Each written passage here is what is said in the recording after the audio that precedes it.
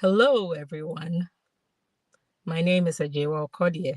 Some may call me Lavette, and I'm here again on the Manson Network to deliver one of my humble speeches as I go on this self-actualization journey.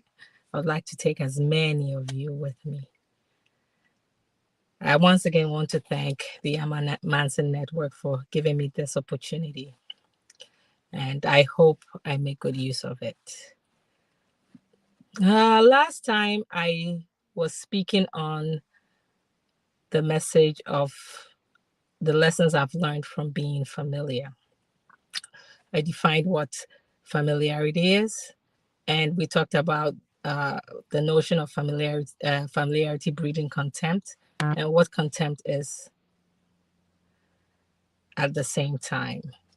So, in bringing the two together, I used the illustration of Jesus' statement as a prophet is not without honor except for in his own home, to illustrate how being familiar tends to breed a lack of respect, and how in our social circles we realize that when our vulnerabilities are being made apparent, it causes this decrease in an amorous relationship or how you are viewed, and then eventually the loss of respect. This happens a lot. It's part of human nature. Um, we're very in tuned with the external factors when we see people with their accolades, and then when we get to know them, we realize, oh, this person is not what we think they are, or what we expected them to be. So then we tend to want to shy away, or tend to look the other way, just simply put. And I'm realizing that over the years, personally, I've seen that happen to me. You get involved with someone, or you become too familiar, and they get to know the truth about you. Your vulnerabilities are taken as weaknesses, and boom, that's it. You're not what they expected you to be, and that's it. And I am trying to understand and how well to deal with situations like these. And this is where I say, let us all go on this journey, because I'm sure many of us have experienced that. That once something about you comes out, then that's it. It gets out. It may be a secret. It may not even be a secret. It may be a moment of weakness you had in time, and you know you are categorized by that. That is what you're known for, and it kind of sort of become a name given to you based on that. You become tied to that adversity. You become tied to that weakness. You become tied to that moment of slip, and that's it. Because as humans, we're really typically not forgiven. And this is where I say we must learn to forgive ourselves.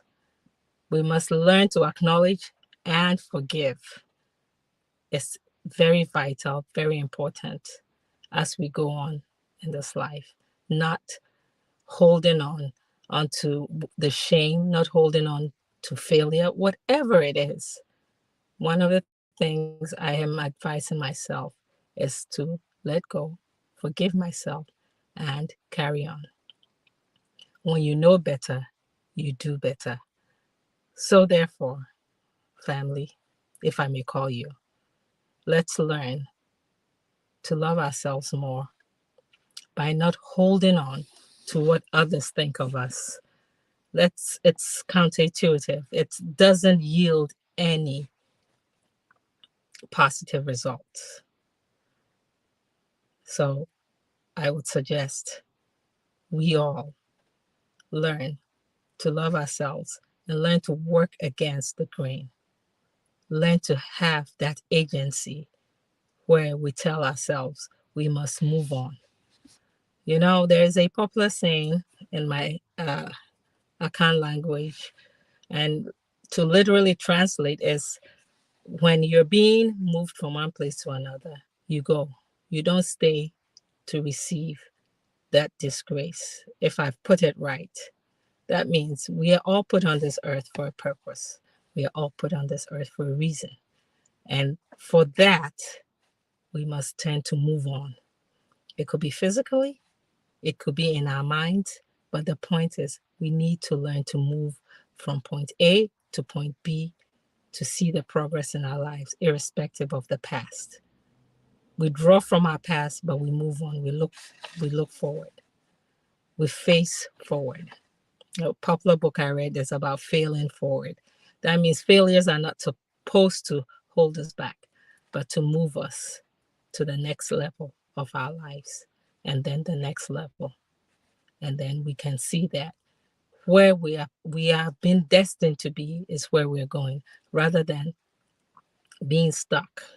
Because yes, what people think of you can really keep you stuck and keep you from moving on.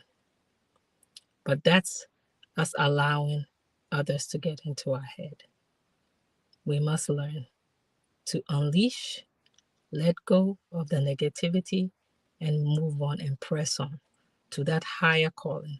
Because I believe all of us are being called to a higher level of service, and we need to be a better version of ourselves. I don't have much to say at this point, so I would like to sign off. And I want to say thank you very much and have a great day. Thank you for listening to me, and I'll be back soon. God bless.